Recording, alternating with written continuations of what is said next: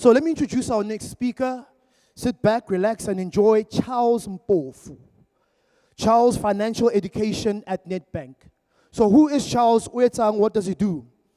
Charles holds an advanced certificate in management practice from Henley Business School and has completed a finance course at the Wits Business School with a background in short-term insurance and over 20 years of experience in the banking. That's 2 decades of experience. I know you've got questions for Nedbank, but we are speaking about how do you manage your money.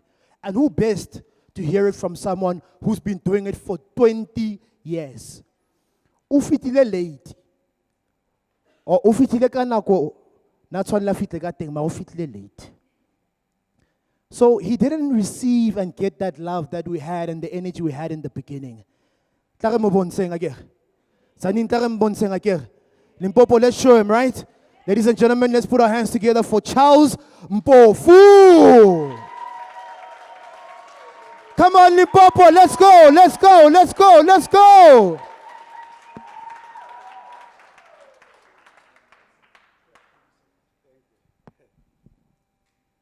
Good afternoon, everyone. As you have already heard that there are still a lot of prizes, I want to tell us what is that hashtag that we were told when we got here. Those of us who came early, raise your hands. The first hashtag.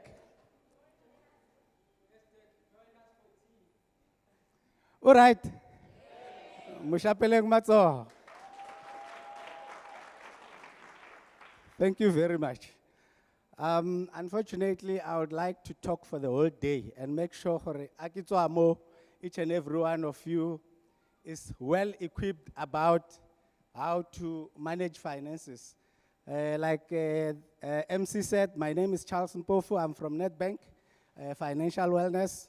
So today we just came here to make sure that we reinforce what we've been preaching all along about Nedbank supporting small businesses. First and foremost, I just want to rub it in that we all know that small businesses is currently the engine for employment in the country. It's the biggest employer in the country at the moment, more than formal businesses. So you guys sitting here, you must know that you must give yourself a pat on the shoulder and say congratulations for me for creating work for myself and others.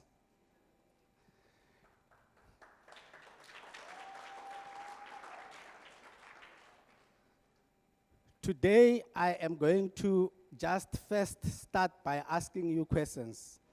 As entrepreneurs for small businesses, ekasi, what are your biggest challenges that you face on a daily basis? What is it that you mostly need help on? I've noticed that when the guys were given a chance to pitch, that question was also there. What do you need help on? So for you guys sitting here as entrepreneurs, what are your biggest challenges? Marketing is one of them.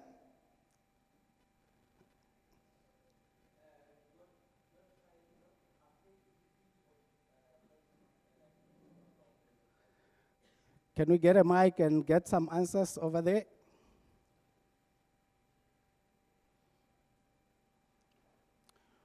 We know that marketing is a challenge, right? Okay. Can't be the only challenge, I guess. What other challenges do we have? Okay, I'll take you at the meantime. Money management. Now you're touching a nerve now because I'm standing here. Okay, and the last one? Property rezoning. Okay. Let me take just one more last one. Yes. Climate change. Okay. So we all know and understand that some of the things that are challenging us are things that we cannot change, that are out of our control, and there are some that are within our control. Let's take, for example, money management. I noticed while we started the session here that almost 80% of the people here are coming for the first time for join us for tea. Am I right? Okay. So as small business people, I just want to get a sense from you, how much do you know about money management?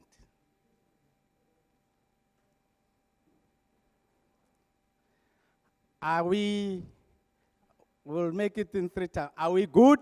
Are we almost there? Or are we very bad? Okay, those who say we good, raise your hands. Wow. Not a single hand. Okay, those who say we almost there. Okay. We see some there, some hands are up. And those who say very bad. Almost everyone. Thank you so much. So you would have heard the speakers here, Lizzie and Marian, they were talking about grant funding, and financing your businesses and all that. Those are the things that comes to you after they've realized that you are able to manage your own finances first. They cannot be giving you grant, meanwhile, you're still struggling, managing the finances that you have with you on a daily basis. A lot of small businesses that start, they fail because of money management. Do we agree? So where do we start? If we want to start a business and have a very flourishing business, who can tell me what is the first step that we start with? Isn't that obvious? Money management. And before you want to start managing money for the business, whose money do you have to manage first? Exactly. So if you can't manage your own funds, there is no way you're going to start managing business funds. And it will be very difficult for you to get finance from financial institutions. It will be very difficult for you to get grants. And it will also be difficult for you to have all the required documents for your business because you're struggling to manage your finances as an individual. So now that I've noticed that most of you are coming here for the first time, these are the topics that have been presented previously on the same Join Us for Tea, ekasi economy. Those who have been there before knows that as Nedbank, money experts who do good, we focus more on making sure that people are able to manage their finances so that by the time you move into your business finances, everything flows. But where do you start as an individual to manage your finances? Number one. First and foremost, you need to get used to having a budget of your own. That helps you to manage your personal finances. However, having a budget is something else. If you do know that you've got a budget in your head, you don't even need to write it down, that is not considered as a budget. That is an idea. A budget only becomes a budget once you write it down. And once you write it down, that enables you to be able to track it on a monthly basis. You cannot track something that's in your mind. If I ask you now, how did your budget look like last month? That was in your mind. Do you still remember? But once you write it down, it's easy for you to look and tick on what you did last month compared to what you want to do this month. And when you start coming up with a budget, we all know these are the basics that I'm going to talk about, but I'll have to anyway. You need to know how to differentiate between your needs and wants. This is something that is done at grade 7. Most of us do it as part of homework here.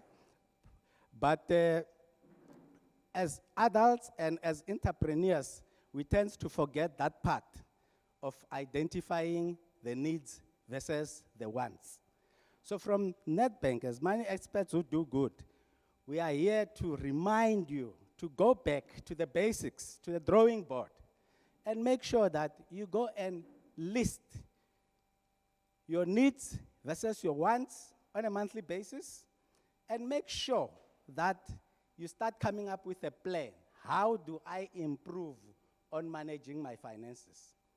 So the best thing to do when you manage your finances as an individual, you start by focusing on your needs, make sure that all your needs are covered. Then you identify your wants. Once you identify your wants, you will know that these are just wants, they are not necessary. And you are able to start scaling down, cutting on your wants. When you start cutting on your wants, you will realize that at the end of the month, on that budget that you have, the money that you get on a monthly basis, there will be a little fat, a surplus that you have. That surplus shows that you have taken some steps towards managing your finances. What do you do with that surplus? You don't spoil yourself. Of course, not all of it, but you need to make sure that a little portion of that amount, you start saving it. That's where the story of saving and investment comes in. Once you have cut down on your wants and you've got a little surplus every month, take a percentage of that surplus and start saving it. When you go to the bank, the colleagues at the bank will also tell you that we've got a lot of different savings accounts. They start as cheap as $50 a month, something that you don't even recognize. Some of you know that $50 can't buy something, I won't mention it by the name, but it's not even enough to get you that pack, you know? So we make sure that we've got products that can accommodate you from as little as that $50 to open a savings account. And when you start saving, that's where your growth starts and you start becoming financially healthy. So now, because today I'm talking to entrepreneurs, we're not only talking about saving, we're talking about saving and investing. So when you start saving or investing, first you need to understand the difference between saving and investing. We all know that saving is for a short period, and investing is for a long term. So you need to differentiate between the two so that when you start putting that money away, you know that this is for short-term planning, this is for long-term planning. When you're busy working on a plan to grow your business, you've got short-term and long-term business. Your business got needs, short-term needs and long-term needs. So that's where all this starts. So as you start saving and investing, you grow as an individual financially. And then let's now look at your business part of life. Your business as well, it's an entity on its own. And I know a lot of you here wants to grow that business into something big, into a national entity than a spaza shop that you started with. And you have to have dreams when you start a business. And your dreams must scare you. If your dreams are not scaring you, you need to sleep again and try to dream again. You need to make sure that you dream big. Make sure that you want to make sure that your business is quite big. So you start small. Obviously, you can't start big. You need to start small. Start with something that you can afford, something that is manageable. The first tip that I'm going to tell you is, now that we have managed the part of budgeting, let's move into separating the accounts. I know that when you start a business, all the money goes into that single account. It's my account, it does business stuff, and it runs my family. We need to try and separate that. I know some of you already know that, but I'm just emphasizing it for those of you who are still confusing the two. First, make sure that you've got your personal account. Having a personal account comes with its own advantages. You are an individual. You need to build your own credit history. So it's easier for you to have your own personal account that transacts only for personal things. Your personal account is the one that you use to buy your own stuff, not business stuff. So don't confuse the two. Then, now we talk about a business account. A business account also has to be a standalone. It must be part of your entity, your business. It mustn't be part of your family. You are the family, It's your personal account. The business stands on the side as a business account.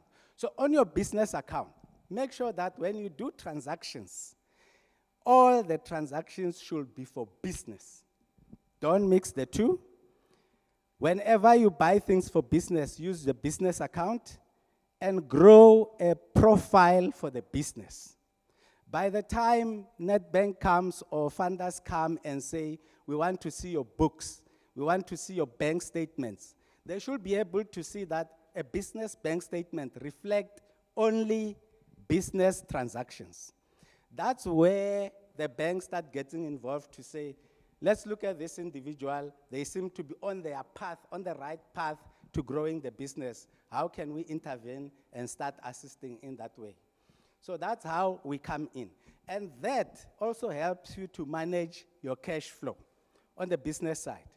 When you transact for business purposes only, you are able to track your cash flow, and you'll be able to see if the business is making a profit or the business is making a loss.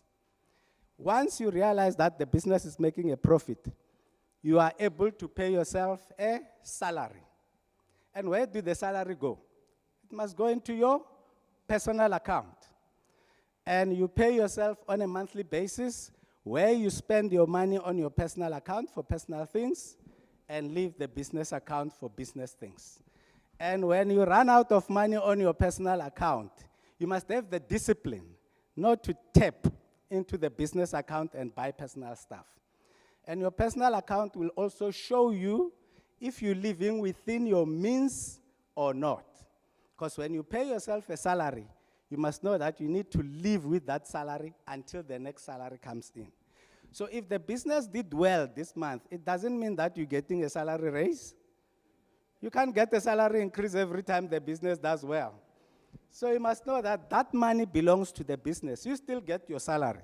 Salaries are, those who know, you will get your increase once a year, if you're lucky, or if you are a hard worker. Do the same to your business as well. If you're working hard, give yourself a raise once a year. And if you're not working hard, you can't give yourself a raise. So make sure that the business does well, and when the business does well, and you pay all the things for the business on a monthly basis, the surplus goes into investing or growing the business. That's how your business will start growing.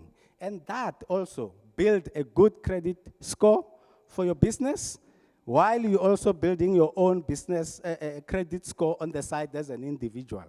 So these are the basics that you need to know when you're starting a business. And I know I'm preaching to the converted here, but I think you need to hear this sometimes, most especially those who are hearing it for the first time.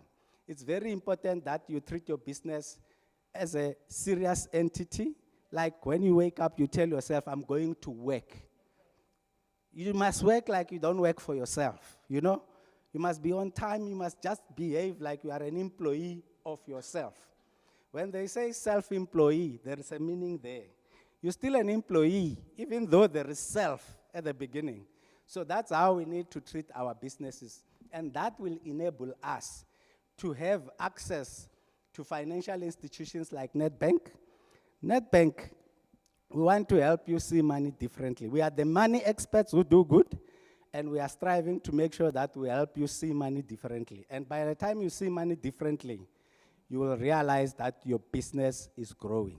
Thank you very much.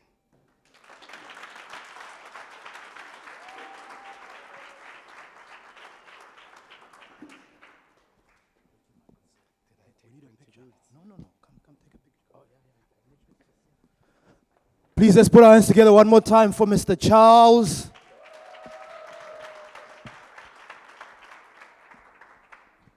Mr. Charles, can we please get our photographer?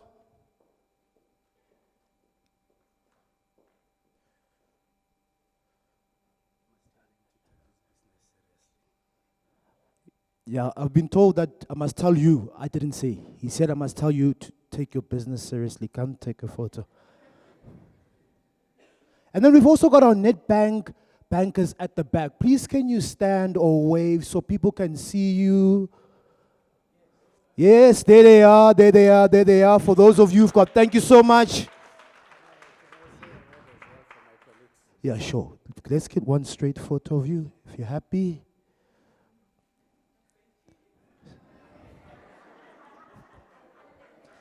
I'm sure that's the look you gave our accounts when you can see that we are buying at KFC, yo.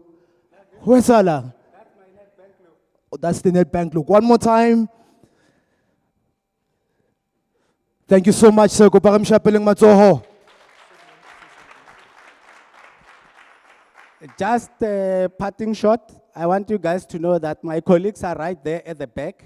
So if you need to ask any questions about personal accounts, business accounts, or any information about NetBank, we all there at the back. And another thing is if you want to know more about the financial wellness program offered by NetBank, we're there at the back. At the moment, I'm going to give you a digital financial literacy number. It's called Loazi. When Charles is not there, Loazi will be there with you on your cell phone. Please take down this cell phone number and store it as NetBank Loazi. It's 066 566 6536. Can I repeat the number again? 066 566 6536. You just store it as NetBank Loazi, and then you go to your WhatsApp and say, "Hi Loazi." You will see magic. You've got a teacher 7 days a week, 24/7, 365. You don't need to worry about knowing how to manage your finances anymore. Thank you so much. Thank you, sir. Mr. Charles, we have a gift for you. So everything that is in here, re di rekile ko our exhibitors. So we make sure that it stays in here. There's some wine. Let's stop there.